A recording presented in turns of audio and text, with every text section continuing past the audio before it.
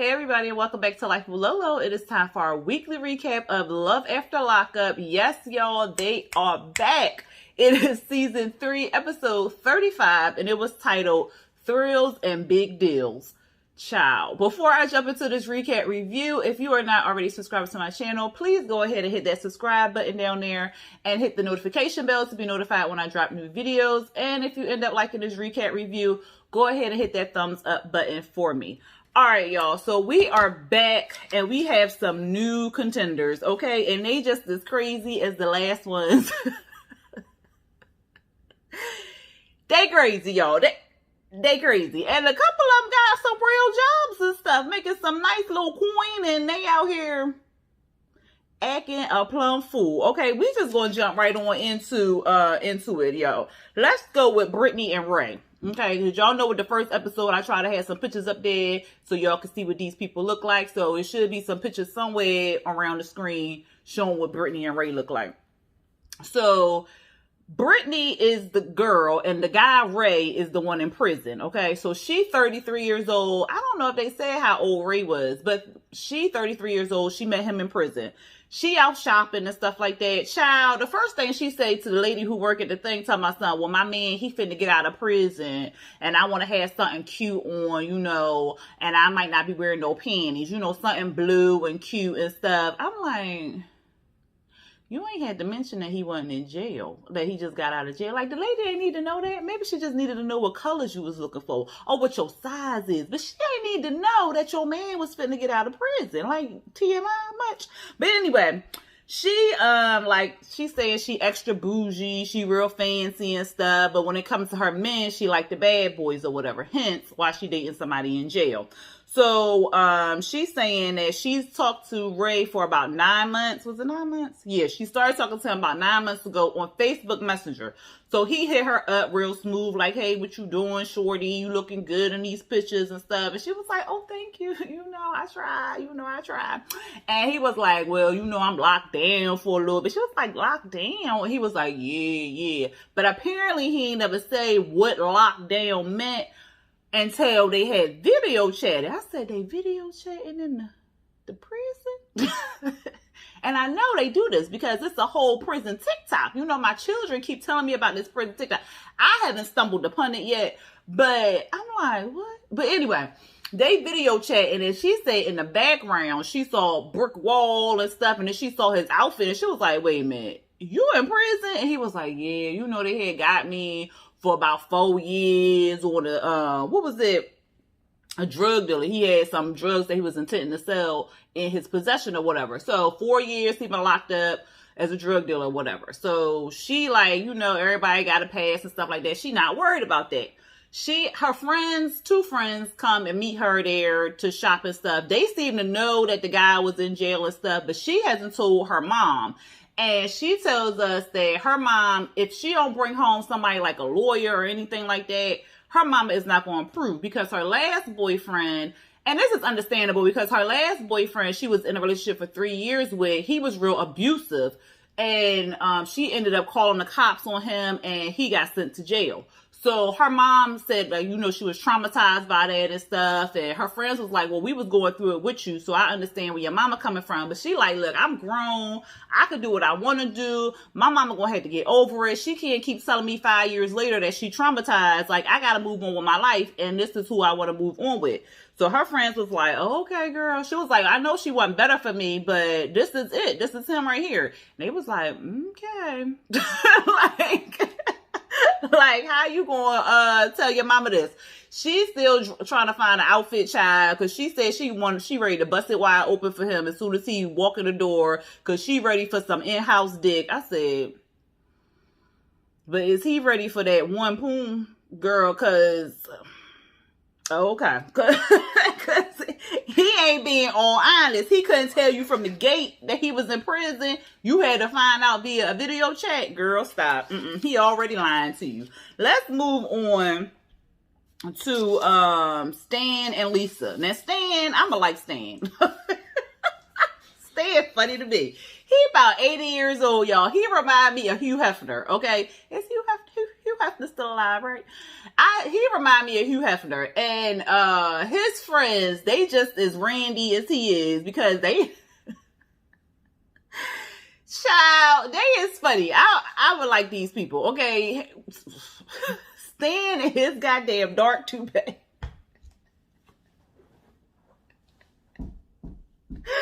Child, you can't tell Stan nothing, okay? But he looked like he was the cutie when he was little. He's not ugly or nothing like that. But you can tell he was getting with the ladies back in the day. And they show his pictures, and he was attractive and stuff. But his wife died a long time ago or whatever, a while back. Child, he said since his wife died, he dated about 125 women. I said, the fuck? Stan, what? You doing Cialis and Viagra? Stan, like, you shouldn't take both of them at one time. Stan, what is we doing, Stan? So then he says, so one of his friends, I think it was Dash, he was like, well, tell me about your cutie pies. I know you got some cutie pies or whatever. He was like, yeah, you know, I dated a whole bunch of women. I dated this one and that one. And then, you know, in between, there was a few there. I said, damn.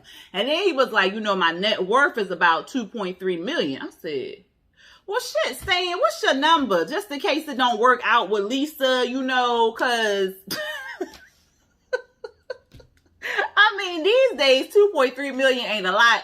But shit, it's more than I got right now. So, Stan, if you need somebody to comb your toupee over, wash it up a little bit, you know, put a little highlights in it, I got you, Stan. I got you. Now, I ain't finna sleep with you or nothing like that. Maybe I put some Benadryl, and when you think you taking the Viagra or the Cialis, I give you a little Benadryl and stuff, and then you just go sleepy night-night, and then you wake up like, oh, that was good, baby. You know, something like that. I give you a little massage or something. You know, something, Stan, but we ain't gonna go all to the sugar. I just want we ain't gonna go to the daddy part. I just want the sugar part. I just want that part. So, you know, if it don't work out with Lisa, give me a call. Give me a call, Stan. But anyway, Stan said he been going on a lot of dates and they ain't giving him no substance. He wants something more. He said back in the day, he could just take the lady out, you know, get her a cute little milkshake, and then boom, it was there. But he said nowadays you gotta do a lot, you know what I'm saying? And it just ain't the way it used to be back in the day. He said he's swiping right and left on these hoes, okay? But he met Lisa a few years ago. They dated, you know, he said they had sex and something else. I said, oh God, you be getting it in, huh? So, cause see, I can't, yeah, you know what, never mind, Stan, don't. I mean, still call me. Still call me.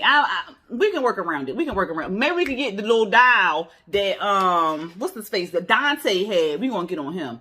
We can get you the dial, Stan. We can get you the dial, and you can go ahead and do what you got to do with the dial. I'll massage you and stuff, and then boom, just run me the dough. But anyway, he was saying he said he had sex with Lisa. They kissed or whatever, and then she ghosted him or whatever, and he didn't know what happened. So he finds out a few months later, or a couple days later or something like that somebody said, like, look, you need to call her at this number. He calls the number. It's the Women's Correctional Facility. She done got locked up for selling drugs or whatever. So that's why she ghosted him or whatever. But I guess they kept in touch and, you know, they want to meet up now.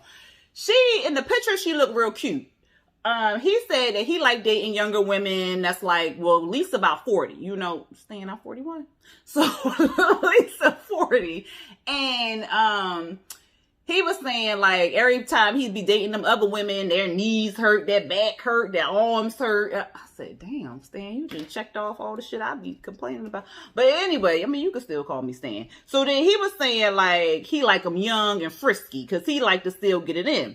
And so she ends up calling him collect. Dash and Jim, was it? Yeah, Dash and Jim, they said hey to her and stuff like that. Child, he like, well, you know, she said she put all her paperwork in, she ready to go. So he was like, okay, well, we got to take you shopping. We got to get your makeup. We got to get all this stuff. She was like, well, I'm going to put a dent in your pocket. And he was like, well, you know, it's worth it, baby. It's worth it. And so somebody, I think either one of the guys said something. And then she was like, well, I don't look like what I look like in those pictures anymore. I look like my brother. So it got real quiet. Jim, the skinny one. So Dash, he kind of round. Jim, the skinny one who looked like, he reminded me of Stan Lee a little bit. He was looking like, what? She looked like the brother. You had to see their faces. So he was like, so Stan, the actual Stan, he was like, oh, baby, I don't believe that. I don't believe that. She like, I'm trying to tell you. And so he was like, all right, baby. All right, whatever. So then he hangs up on her, tells her he loves her and stuff like that. And so Dash is scared that she treating him like a sugar daddy. And I'm like, well, duh. What else a 40-year-old want an 80-year-old man child by? And so he just kind of worried about that or whatever. But Stan, he said he only spent about $5,000 on her. And I said, well, that's not real bad for this show. Because, you know, other people have been spending thousands and thousands. But he said he only spent about $5,000 on her. And here go Dash. Well, when she get out, just hide the silverware. I was cracking up.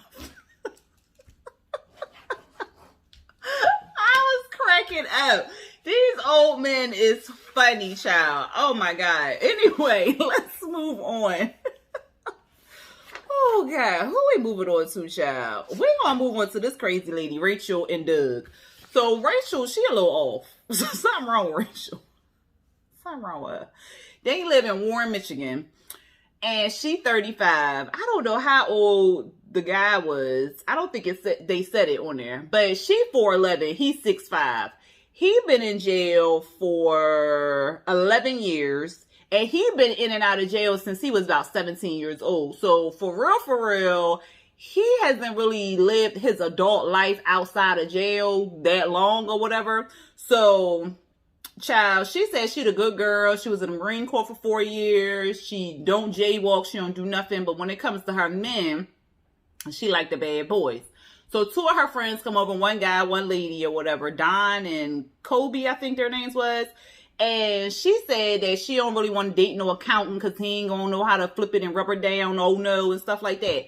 Child, why she opened up that refrigerator and pulled out 2 big ass rolls of freaking bologna. Like, it was, I said, I didn't even know they sold bologna.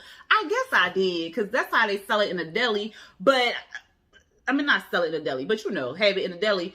But I didn't know they sold the rolls like that. It was just like 2, like, it was this long, and this, like, it, 2 of them, 2 9-pound things of bologna.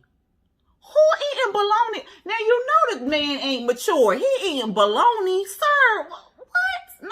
Nothing wrong with a bologna. You know, ain't nothing wrong frying up a little bologna in the pan and getting a little bubble, splitting the bubble. Ain't nothing wrong with that, you know. But 18 pounds of bologna? So, the friend, he like, well, what's with the bologna? So she like, well, he wanted 4 B's. Booze, bologna, booze, and, bologna, boobs, booze. What the hell was the other one?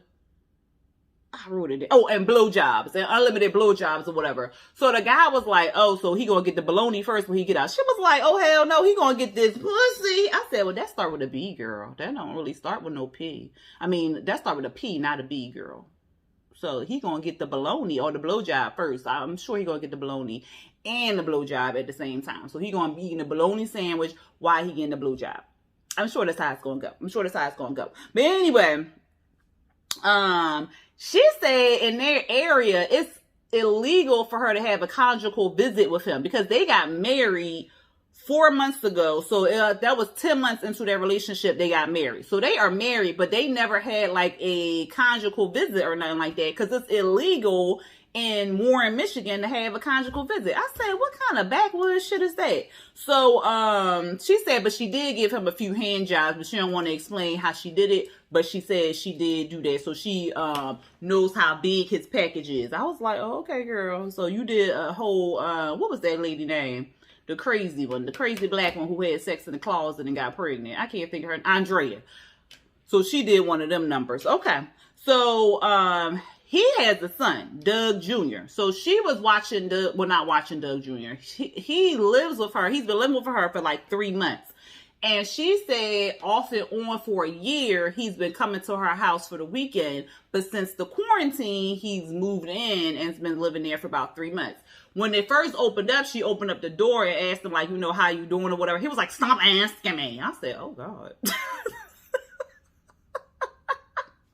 Oh, he need to get slapped. But anyway, he ends up calling her, Doug, the husband. He ends up calling her, collecting stuff, and he's saying, like, you know, I'm ready to get out. I was ready to get out when I got in. And have you spoke to my PO? And she like, no, I haven't spoke to your PO yet. He was like, well, you need to get on it. You slacking or whatever like that. I was just like, And so then she was saying, well, like, can you speak to DJ and tell him to get out his room because he won't be in his room? He said something like, well, you the boss and he's spoiled and he's entitled. Some shit like that. I was like, what in the world?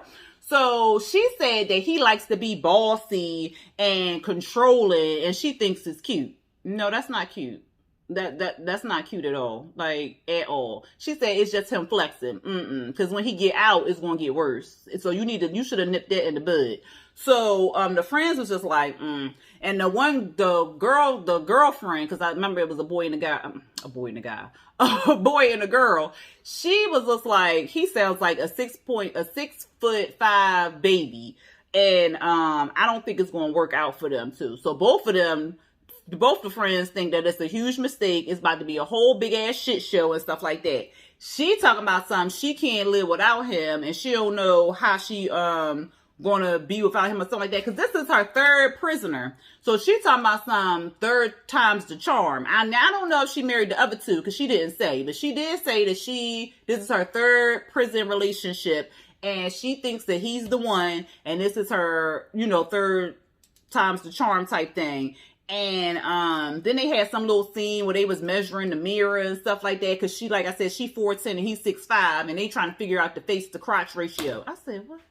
Oh, okay. So then there was another scene where she's sitting down with Doug Jr. He playing video games and stuff. He just like, and he explaining to her about glitches and stuff. And she was like, okay, well, can you put the game down and stuff? He was like, okay, sure. I was cracking up. I was like, this little boy don't really like her, but he do kind of like her. He's sweet, and he just going through stuff because his mom is suffering from a severe drug addiction. His dad in and out of prison, so he don't really have that family structure. So the way he was talking, it sounded like he has a good mind, a good head on his shoulders or whatever, because she was like, what you gonna do when your daddy come out of jail? And he was like, well, I'm gonna punch him in the stomach for being a douche and not taking care of his kids. Now I said, oh, okay, the violent part wasn't real sound-minded, but the fact that you realize that he ain't taking care of his children, like he sound like he got more brain than the damn daddy do. So she like, oh, okay. And so then he was like, but then I'm going to hug him lovingly and stuff like that because I missed him. He wants to bond with his dad and he wants to have a relationship with his father. And he said that his dad going to come and instill all these rules and stuff that's going to make his life, you know, him suffer and stuff. But if it's to have a bond with his dad and for him to have a better relationship with his dad, he said he all for it. I was just like, oh, little Dougie, oh. So she wants to make Doug Jr.'s life better. And she said in the future, she plans on adopting him. And then she wants to have little babies by Doug Sr. and stuff. I said, girl, can you just wait until he get out of jail to see how that's finna go? Because if you finna lay down with him without no... I know she gonna do it. She gonna do it, y'all. She gonna be pregnant next episode. Well, he get out in 3 days. So... 3 days from now, or whatever, we gonna see what episode 35, episode 45. She gonna be pregnant, child. She gonna be pregnant. Then we got Courtney and Josh. Now, Courtney got to be about the dumbest person. She's stupid as hell, cause let me tell you, it's one day from release, child. She all in the closet. She talking to the doggies and stuff about daddy coming home, yada yada yada. She said he liked the skinny jeans. He liked the, look cute and stuff. And she 30. This is her third marriage. So I said, oh, okay. So she married to the man. So she married to Josh. So we got 2 married people so far. Yep, 2 married people so far. So she married to the guy. she want to be his, and she said she wants to be his wife because all her life she just want to be a wife and all that other stuff. I said, well, I guess that's the aspiration. And she excited, you know, that he getting out of jail and yada, yada, yada. She said she was a CO. She met him while she was working. He was 18 years old, and she did, like, I guess, a sweep of his cell or whatever like that, and found these letters, and the letters in there was saying, like, he can't fit in, he don't belong, he don't know where he gonna go, he alone, and yada, yada, yada. All this sad stuff, right? It warmed her heart so much she started dating this man. So they got married 6 months after they met. Mind you, she the CO at the jail. That she was the lieutenant, the CO, the correctional officer lieutenant. So she was high up there, okay? She working at the damn jail, right? They got married 6 months after they met. They didn't even go to the wedding together. Two people stood in, a double proxy stood in to me. I said, I ain't never heard no shit like this in my life. So two people stood in for them. But they got married. I said, oh, okay. So their names is on the, Josh and Courtney's names is on the, I was about to say birth certificate, marriage certificate. But the other two people, Sally and Bob, had stood in for them at the wedding ceremony or whatever. I said, what in the world? So she meeting with the lawyer because he can't parole to her house. Like, he can go there for quarantine and stuff, but he can't parole at her house. And even though they married. So I'm like, what is going on? Child, we find out that this hoe, I'm going to bring you back. So she was the CEO. She was the CEO at the jail. She worked at the jail where he was the inmate at the jail. So on visitation days, she would go to the jail that she worked at and he was a prisoner at and visit him as his wife. She worked at the jail where he was an inmate at the jail. Okay. She said she would wear different wigs at each visitation so they wouldn't recognize that it was her. She worked at the jail. I keep saying this. She worked at the jail where he was an inmate at the jail.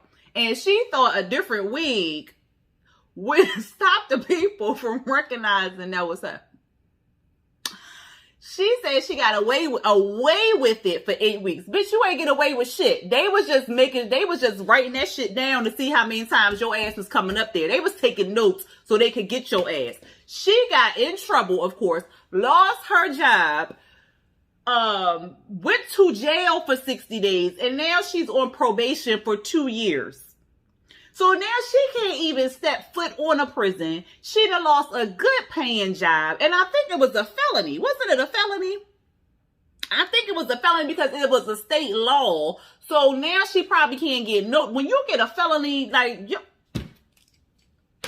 you might as well just live on the beach somewhere. Like, girl, bye. So the lawyer like, well, you can't visit him because you'll get in trouble, and she on parole, so two parole people can't be living together or nothing like that because they can go back to jail for being in contact with people on parole.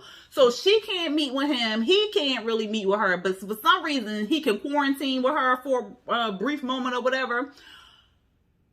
Child, she like, well, no matter what, I'm gonna be with him.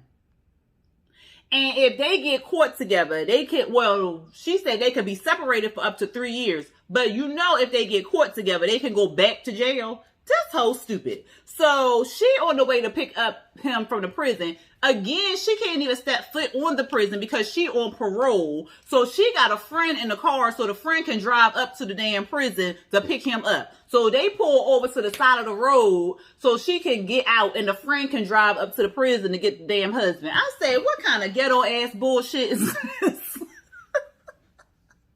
She said she done gave this man over $25,000. She said one time her hot water heater was broke and she gave him money instead of getting it fixed. So bitch, you was washing up in cold water. Girl, you stupid as hell. So then she dressing up like a goddamn pickle because it was some meme of the pickle and it was saying I'm a really big deal. So she dressing up like a pickle. So she hiding behind some little cement block, hiding behind the cement block, dressed like a pickle, so he can go find her. If she don't get her old stupid ass child. Ooh, this season fit to be good, y'all. And then last but not least was Dante and Nicole. They in Newport News. I said, Lord, not Newport News, child. Not Newport News. That is too close to home. But anyway, he in a liquor store. He buying up all these bottles of wine. He got roses for his girl. He said she like white, pink, and red wine. So he getting it all for her. She ends up calling. And the man in the store said, well, these wines range from $25 to $300. And he said, well, you know, I'm a nice looking man. I'm humble. I got my own place. I got my own car. But women just don't want to date me and stuff. I'm 33 years old and I ain't even married yet. I'm saying, what's wrong with you? So he said, but he's not going to give up. His boo, Nicole, going to be his wife. Okay. So he get a call from his boo in the wine store and stuff. And he like, well, baby, I'm at the wine store. The wine store? Yeah, baby, you know I got your wines for you. Oh, okay, but you got my money.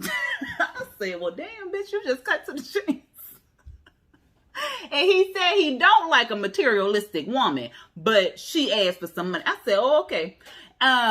So he said that he met her on some little sugar paper site. She been in jail for 4 years for robbing somebody. And what did he say? They dated for about 1.5 years or whatever. But they spent no time outside the walls. It looked like did they take pictures? It looked like they took pictures in jail and then they had like video conference calls or whatever, but they haven't met outside of the walls of jail or whatever like that. But she'll be out in 2 days. Child, he said he did an impromptu proposal. She said yes, so they engaged.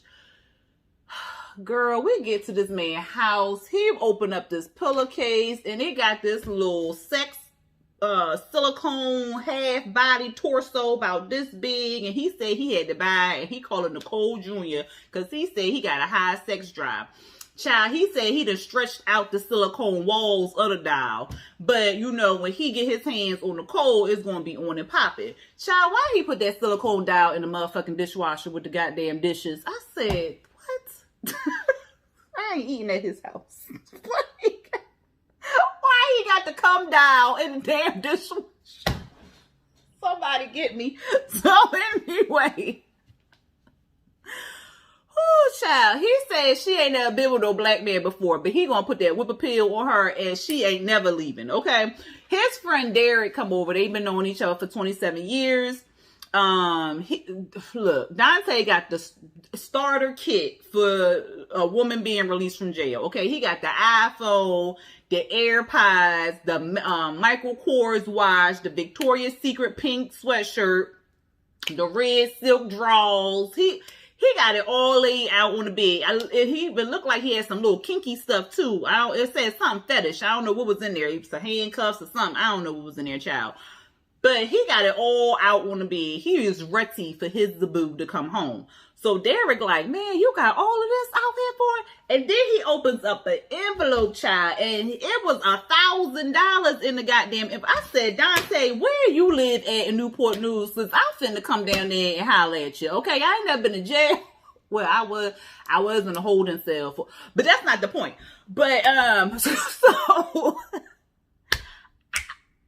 call me, Dante. Okay, call me. Look, did you just give him Dante? What? Now I ain't marrying you, nothing like that. But Dante, what? $1,000? Them Derek was like, man, you got about $3,000 right here on this bed. You don't even make that much. He was like, I make $24 an hour. Now that's not. It was the way he said it. Like, man, I make $24 an hour. I mean, that's a good pay. But I'm like, it was the way he said it. And then they're like, well, how much you getting after you give her all the money? $4 an hour, man? I said, you exactly right, Derek, because this man is giving all of his hard-earned coin to this girl, and she ain't going nowhere but inside the walls of prison. So then he like, of course, Derek don't think it's going to last and all the other stuff, child. So, he go visit his mama. He said he's scared to visit his mama because his mama don't play. We find out why the mama is so like, not with the bullshit, okay? Because he dated a girl named Chelsea, okay? Because, you know, he go in the house, hey, mama, what's going on? It smell good in there. The little brother there. And the mama like, oh, yeah, I cook dinner and stuff like that. Go on, sit down, let's chat. So then he's saying, well, you know, Nicole getting out of jail. He was like, well, you know, that's going to be your future daughter-in-law. Why you do all that? You know why I did all that. So then he tells us that he dated this girl named Chelsea. Chelsea looked the same, blonde hair, big boobs, talked sweet to him, told him everything he wanted to hear. Child, when she got out of jail, he said she changed. Okay, she probably was the same. She changed, took all the man's money. All the man's money. He was giving her his whole entire checks. He wasn't even paying his rent. He ended up getting kicked out his apartment and had to move back in with his mama. So his mom is like, I am not for the shits. So he gonna say, well, just because two women blonde hair, they got big boobs and call themselves Barbies, don't mean that they're the same person. Here go the brother. They sound the same to me. That'd have been my ass. I mean, they sound the same. But he was saying, like, right after Chelsea, he met Nicole. So he really had no time in between to really heal. He just wants somebody. And even his mom said, I think he's in love with the thought of being in love. But this is not 100% love. Like, this is 0% love. And this is 100% scam. She said she got her eye on this girl, because she gonna say, well, how much money did you give her or whatever? He said 20 to 30,000. She was like, 20 to 30,000. Her eyes got big just like that, y'all. What for what? For what? She inside the jail for what? So she that's what she said.